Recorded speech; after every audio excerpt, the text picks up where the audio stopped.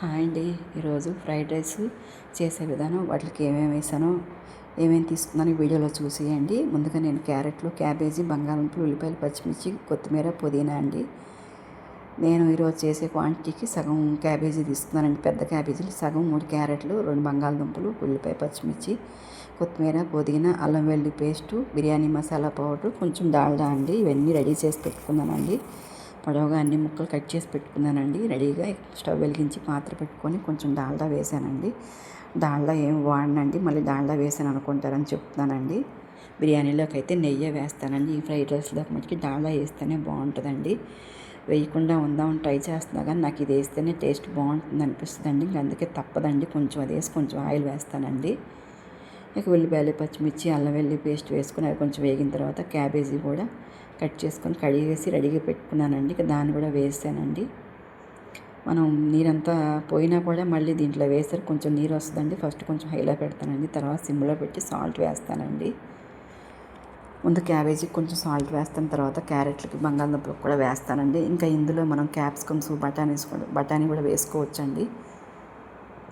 కానీ నేను వేయలేదండి. మా పిల్లలు క్యాప్సికమ్ ఇష్టపడరండి. ఇంక అందుకని నేను, మా వారు తింటాం కానీ పిల్లల కోసం వేయలేదండి. వాళ్ళని బలవంతం పెట్టడం ఇష్టం లేక, వాళ్ళు ఇష్టపడినప్పుడు ఇంకెందుకు, వాళ్ళు ఏం తిన్నా ఎలా తిన్నా ఇష్టంగా తృప్తిగా తింటే చాలు అని చెప్పి వాళ్ళ కోసం మేము కూడా ఇంకా బలవంతం చేయమండి, తెప్పించలేదండి. మరి ఇంకా ఉన్నవాడితో అలా సింపుల్గా, ఈజీగా, టేస్టీగా ఫ్రైడ్ రైస్ అండి. చాలా బాగుంటుందండి. నిజంగా ట్రై చేయండి. మా ఇంట్లో అందరికీ ఫేవరెట్ అండి. రెగ్యులర్గా టిఫిన్లు వేసుకుంటాం. ఇప్పుడన్నా ఇట్లాగా తినాలి అనిపించినప్పుడు ఇక మా ఇంట్లో అడుగుతారండి, అమ్మ చాలా రోజులు అయింది చెయ్యి అనేసి అని అడుగుతారండి. ఇంకా చాలా బాగుంటుందండి నిజంగా. అయితే ఏమీ లేకపోయినా కూడా సింపుల్గా తక్కువ మసాలాలతో, తక్కువ ఇంగ్రీడియంట్స్తో ఇలా చేసుకోవచ్చండి ఈజీగా. ఇంకా క్యారెట్, బంగాళదుంప వేసానండి. సాల్ట్ కూడా వేసానండి. ముక్క ఉడికిందా లేదా అని చూస్తున్నానండి. ఉడకలేదండి. ఫస్ట్ కొంచెంసేపు అలాగే వేపుకోవాలండి దగ్గరుండి. తర్వాత మళ్ళీ మూత పెట్టి కొంచెం మగ్గనివ్వాలండి. మూత పెట్టడం వల్ల ఏంటంటే సగం ఉడికిన ముక్కలు మరి ఇంకో సగం కూడా ఉడికిపోతాయండి ఆవిరికి. ఇక అలా 2-3 సార్లు మూత పెట్టి కలుపుకొని ఉడికిపోయినాయండి ముక్కలు కొంచెం. ఇంకా బిర్యానీ మసాలా పౌడర్ వేసానండి కొంచెం. ఇందులో ఇంకా బిర్యానీ మసాలా పౌడర్ కానీ మనం వేరే గరం మసాలా ఏం వేయనండి. ఓన్లీ పచ్చిమిర్చి ఇదే వేస్తానండి. ఇది ఫ్లేవర్కి, టేస్ట్కి, ఇంకా ఫ్రైడ్ రైస్ అయినా కూడా బిర్యానీ లాగే ఉంటుందండి టేస్ట్ అయితే మటుకి. చాలా బాగుంటుందండి.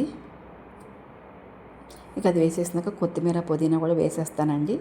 ఇవన్నీ బాగా కలుపుకొని ముక్కలకు పట్టిన తర్వాత ముక్కలు టేస్ట్ చూస్తానండి. ఉప్పు అన్నీ సరిపోయినాయా లేవా, ఉడికినాయా లేవా అని చూస్తానండి. ముక్క అయితే ఉడికిపోయిందండి, ఉప్పు కూడా సరిపోయిందండి. కానీ బిర్యానీ మసాలా పౌడర్ కూడా కరెక్ట్గా ఉందండి. మళ్ళీ రైస్లో కలిపేసరికి కొంచెం చప్పదనం వస్తుందేమోనని మళ్ళీ మరి కొంచెం వేసానండి. ఇవ్వండి రెడీ అయిపోయిందండి. ముక్క కూడా ఉడికిందా లేదా అని మళ్ళీ కూడా నేను చూశానండి, మళ్ళీ మీకు చూపిస్తానండి. ముక్క కూడా ఉడికిపోయిందండి. క్యారెట్ చూశాను, బంగాళదుంప కూడా చూశానండి, ఉడికిపోయినాయండి. కానీ కొంచెం దగ్గర ఉండి అలా కలుపుకోవాలండి, సిమ్లో మీడియంలో పెట్టుకుంటూ. ఎందుకంటే ఎక్కువసేపు సిమ్లో పెట్టి వదిలేసిన క్యాబేజీ అడుగంటేస్తుందండి. అందుకని చూసుకొని అలాగా కలుపుకోవాలండి. ఇక ఈ ముక్కలు ఇవన్నీ కూడా ఏంటి మనం వేసుకునే రైస్ని బట్టి వేసుకోవటమేనండి క్వాంటిటీ.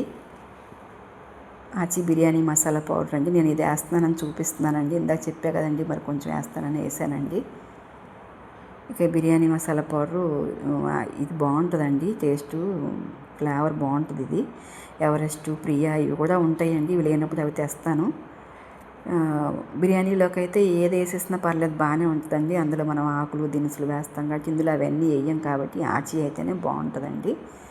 ఇక అయిపోయిందండి. రైస్ వేసుకోవడం కొంచెం కొంచెంగా వేసుకొని కలుపుకుంటూ మొత్తం అంతా కలిసేలాగా చూసుకొని రైసు ఆ కర్రీకి ఎంత సరిపోయిద్దో అంత రైసే కలుపుకొని మిగిలిన రైస్ వదిలేయాలండి.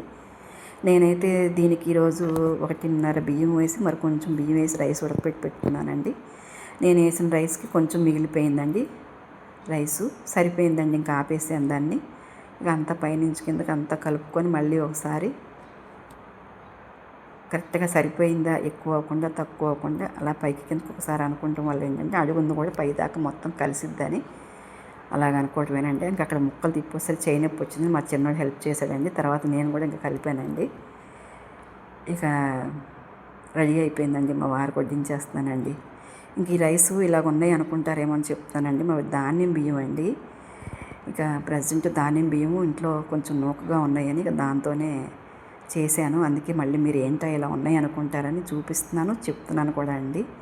అయినా కూడా టేస్ట్ బాగుంటుందండి. బిర్యానీలోకి అయితే బాస్మతి రైస్ వేస్తామండి. ఇది అప్పుడప్పుడు తినేదే కదా, నార్మల్ రైస్తోనే చేసేస్తానండి. ఒక్కోసారి లలిత రైస్ ఉంటే లలిత రైస్తో చేస్తాను, లేదంటే ఈ నార్మల్ రైస్తోనే చేసేస్తానండి. అయినా కూడా టేస్ట్ మటుకు చాలా బాగుంటుందండి. తప్పకుండా ట్రై చేయండి. సింపుల్గా ఈజీగా క్యాబేజీ, క్యారెట్, బంగాళదుంపతో తక్కువ మసాలాలతో ఈ ఫ్రైడ్ రైస్ ట్రై చేయండి. ఈ వీడియో నచ్చితే సబ్స్క్రైబ్ చేయండి, షేర్ చేయండి, లైక్ చేయండి.